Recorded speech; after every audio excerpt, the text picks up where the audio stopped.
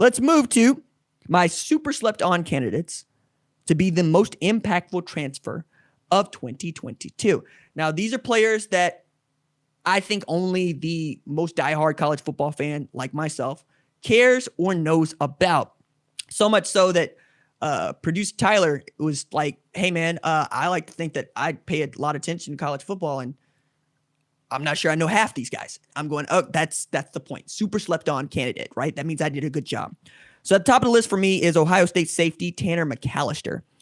He was a safety at Oklahoma State, but he traveled with Jim Knowles to Columbus. I think he is a super slept on candidate because he already knows the defense that they're playing in, and he's going to be counted on to teach it to the rest of the outstandingly talented defense at Ohio State. And if Ohio State's defense is even decent to good, I think Tanner McCalister is going to have a lot to do with why that is. Next on the list for me is Texas cornerback Ryan Watts, former Ohio State corner who transfers closer to home. Coming out of Little Elm, this dude was just kind of a freak for me because he's super long and he's super fast. And if the ball's in the air, he's got a chance at it. He plays defensive back like you play wide receiver. And he's an outstanding young man. I'm really pulling for him, and I think that he could help Pete Kwiatkowski turn around what was a terrible defense at Texas and put them in a position not just win the Big 12 championship, but perhaps have their first sniff of the college football playoff ever. Next on this list for me, LSU cornerback Sevyn Banks, another Ohio State tie, was a starting corner at Ohio State when the portal came out, playing for what I think is one of the better cornerback coaches in all of football, Corey Raymond, right? And then we'll see what it means for this defense to be good in Brian Kelly's first year, who we'll talk about here later on this summer as we continue the new faces and new places. Yes, we're going to hit on that part, probably next to some guy named Freeman. Now, I want to move from Sevyn Banks to what I think is a really underrated move on the part of Baylor nose tackle Jaxon Player. Player played nose tackle at the University of Tulsa, which is my alma mater, and was the best player on a 2020 defense not named Zaven Collins. You'll know that Zaven Collins was a first-round draft pick. The first-round draft pick out of my alma mater since 1977, I believe, and then was followed up very quickly by Tyler Smith, who got drafted by my Dallas Cowboys in the first round of 2022. Very excited about that. Thank you. Now, Dave Aranda has two defensive tackles that he can rely on that can really be the spear on that three-man front that allows his outside linebackers and safeties to do work. I really like this move, and I think that it's going to help Jaxon vault into the conversation for perhaps first-round selection. We'll see. Okay.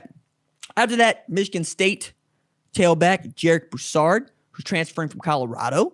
It's the best player on what was a bad Colorado offense, but still, I think with Mel Tucker and that offense they want to run, he's going to get his chances. Him and Jalen Berger back there are going to be battling to be the next Kenneth Walker III. I think that he has it to go.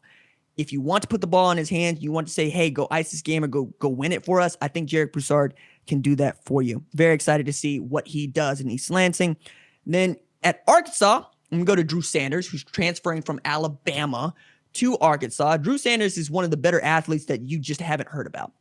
Now, I say that knowing that he lost a job to Dallas Turner at Alabama and basically Will Anderson at Alabama. Both those guys can play football, right? And if you're not going to get on the field, you're not going to get on the field. But knowing what Barry Odom's defense has been for Arkansas over the last 3 years, I'm really excited to see what Sanders can do in a defense where I expect him to start. Now, the last guy that I expected to be just a destroyer of worlds was Levi Draper at Arkansas, and that didn't actually pan out. But Drew Sanders is coming from Alabama, which has a reputation of late for playing outstanding defense. And frankly, Oklahoma hasn't had a reputation for playing outstanding defense since like 2010. Just like that. So I'm still going to ride with Drew Sanders here. And the last player that I want to acknowledge here is Texas wide receiver Isaiah Neyor, coming from Wyoming, where he was a monster after the catch. He was great with contested balls. And before we saw what it might mean for like Jaleel Billingsley or even a Jai Hall, who may or may not end up in Texas. I was already saying Xavier Worthy on one side, Isaiah Neyor on the other, Quinn Ewers or Malik Murphy or Hudson Card throwing them balls. You like that because you got Bijan Robinson 7.5 yards deep. And his Lamborghini, I might add. So I'm expecting Isaiah Neyor to perhaps be a newcomer of the year in the Big 12. We'll see how that goes. Could be Quinn Ewers. Quinn Ewers goes off. You know what it is. Could be Dylan Gabriel. It's kind of why we're talking about it. A lot of moving and shaking in college football. A lot of moving and shaking even this summer. We'll see more recruits. We'll see more commitments. We'll see more transfers. Very excited to do this show.